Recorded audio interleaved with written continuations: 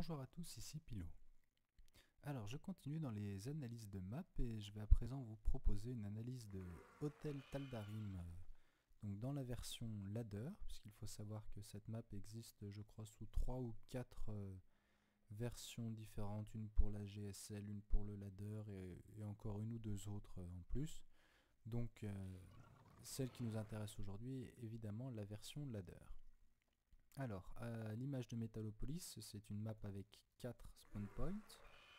Voilà, les 4 sont ici.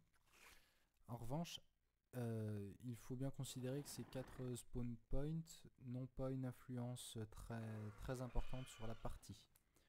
Alors pourquoi? Eh bien tout simplement parce qu'en fait, même sur les deux positions les plus proches, on ne peut pas vraiment parler de close position puisqu'en fait les distances, cette map est vraiment très grande et les distances sont elles aussi extrêmement grandes. Donc même si votre adversaire pop ici, n'ayez pas peur, le temps qu'il arrive jusqu'à chez vous, il se sera passé un bon bout de temps. Alors sur cette map, donc cette très grande map effectivement favorise les macro games qui seront à mon avis l'avenir de StarCraft et donc plutôt compatible avec le jeu Zerg, en tout cas celui que je pratique, c'est-à-dire énormément de drones, un minimum d'unités, et faire les unités le plus tard possible. Alors malgré tout, je vais mettre une petite réserve face à la grandeur de la map et donc le côté favorisant, on va dire, pour les Zerg de jouer dessus. Pourquoi? Eh bien tout simplement parce que cette map est tellement grande qu'en fait les autres races peuvent aussi jouer de la macro game et expandre très facilement. Alors on va regarder un petit peu, donc la B1. Ah oui, bon, je m'amuse à faire un screen en même temps, c'était peut-être pas très judicieux, on va les dégager un peu sur le côté. Donc votre B1, voilà, bien forcément éloigné de votre adversaire, etc. Un petit goulet pour la tenir plus facilement en début de partie. La B2, très naturellement, va être ici, donc très proche de la B1. En 2 cryptumeurs, on est arrivé sur la B2. Et la B3, alors là je les ai cassés, mais il y a des cailloux, des rochers destructibles, voilà, sur votre B3, ce qui n'est pas forcément à votre avantage. Alors pourquoi? Sur cette map, l'extrêmement grande distance me donne souvent l'envie de poser une troisième base avant de commencer à masser les unités. Alors c'est un jeu risqué, certes, mais qui peut être très très payant. Mais en fait, il est complètement impossible d'aller chercher B3 sans avoir un petit paquet d'unités, tout simplement parce que sinon la casse du caillou est tellement longue que vous allez perdre plus de temps à casser ce caillou qu'à aller faire quelques unités pour aller le détruire rapidement. Voilà.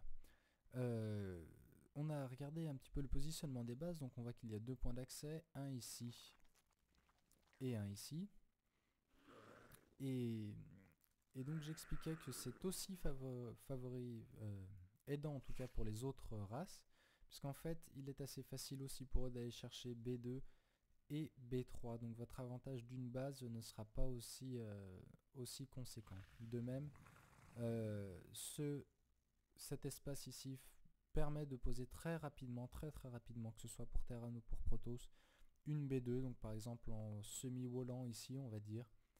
Vous perdez votre avantage de fast expand, je pense, sur cette carte. C'est pas un drame, c'est pas pour ça que la carte est une balance contre les Zerg, mais il faut simplement le savoir qu'il est très probable que votre adversaire ira jouer la macro game. Autre chose, le scout à l'Overlord, quasiment impossible en début de partie. Votre Overlord, il n'y a pas de réelle close position aérienne, votre Overlord va mettre vraiment très longtemps à arriver sur une base, et si vous l'envoyez directement sur une base, vous avez une chance sur 3 de tomber sur la bonne. Donc ce que je conseillerais plutôt, c'est soit d'envoyer votre Overlord au milieu au début, et dès que votre drone a mappé la position de l'adversaire, le rediriger vers la base. Alors cela peut être risqué, je l'ai appris à mes dépens, ça peut être aussi, ça veut dire qu'un Overlord qui se promène au milieu de cette base est très vulnérable, 2 Marines qui passent et vous n'avez plus que vos yeux pour pleurer. Donc soit vous l'envoyez au milieu directement, soit plus simplement vous attendez de savoir où est votre adversaire pour le faire passer par les côtés. Donc on va imaginer que mon adversaire est ici.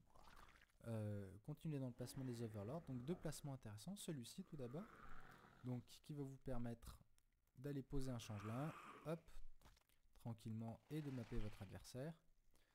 Cela permet aussi évidemment de prévenir les drops.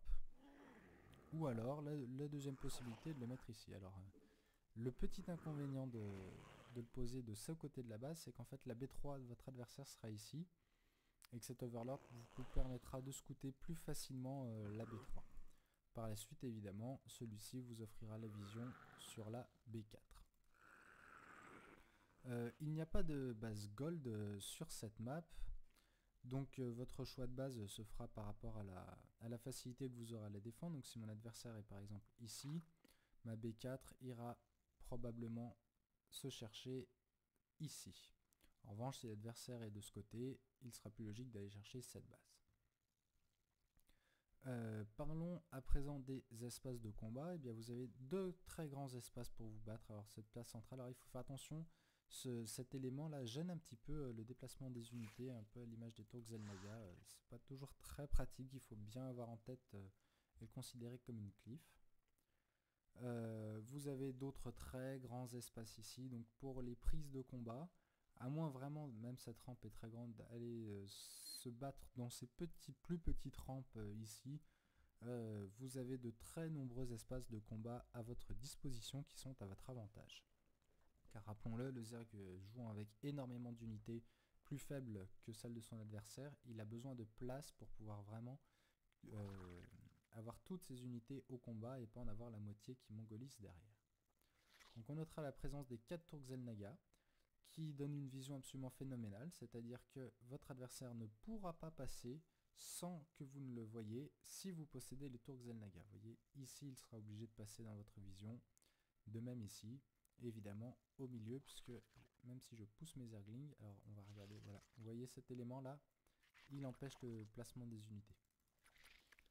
Je vais pousser mes Zerglings, voilà, là, une toute petite zone dans le brouillard de guerre, mais globalement, avoir les tours Xel'Naga, il n'est pas toujours nécessaire de les avoir toutes, mais si votre adversaire est sur cette position par exemple, il est indispensable de tenir cette tour là, et pourquoi pas celle-ci qui vous permettra de mieux le suivre, en fait, de savoir s'il va venir vous pêcher par ici ou s'il préférera aller chercher sur la B3.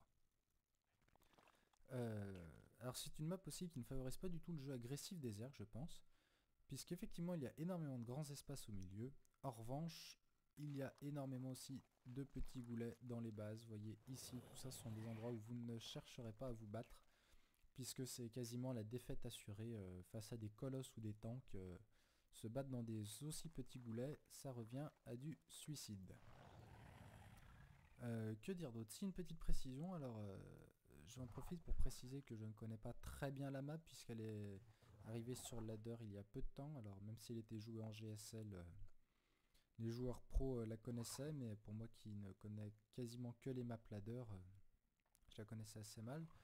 Donc voilà, un petit détail, un Spinecrawler ici contre Terran est extrêmement intéressant. Pourquoi? Puisqu'en fait, cette cliff là, cette falaise, permet au Terran en fait de poser des tanks bien collés contre, donc qui pourront moins facilement se faire surround par des Zerglings, d'aller chercher la vision avec un petit dropship, et de pilonner avec ces tanks sur vos drones et sur votre B2, ce que vous ne voulez pas voir arriver. C'est pour ça que un ou deux Spinecrawlers placés ici, alors ça peut paraître du gaspillage, c'est 100 de minerais par anticipation, mais contre Terran je pense que l'investissement vaut vraiment le coup, puisque si le Terran arrive à planter ses tanks ici sans qu'ils aient pris de coups de Spinecrawler, vous allez vous retrouver dans une position très difficile, où il sera extrêmement difficile de garder votre B2. Voilà, à peu de choses près, j'apporte assez peu de précision, je referai sûrement l'analyse quand je connaîtrai mieux la map, quand j'aurai pu voir différentes stratégies appliquées dessus. Je pense que l'essentiel à retenir, c'est que cette map est très avantageuse pour un jeu macro, pour des games vraiment orientés pur macro, mais qu'il est vraiment aussi important de garder en tête qu'elle donne un avantage macro à votre adversaire, même s'il est Terran ou Protoss. les prises de base seront assez faciles pour lui. Pour aller l'empêcher de poser la B3 sur la plupart des maps, c'est tout à fait jouable. Sur celle-ci, aller s'empaler dans un petit goulet comme ça, c'est tout de suite très risqué. Donc je vous conseillerais plutôt vraiment de jouer macro et d'essayer d'out macro l'adversaire plutôt que d'aller pusher et de l'empêcher de poser des bases. C'est-à-dire qu'il vous faudra poser vos bases encore plus vite que d'habitude, aller en chercher encore plus pour pouvoir prendre l'avantage sur l'adversaire. Voilà, j'espère que cette analyse vous aura intéressé. À bientôt.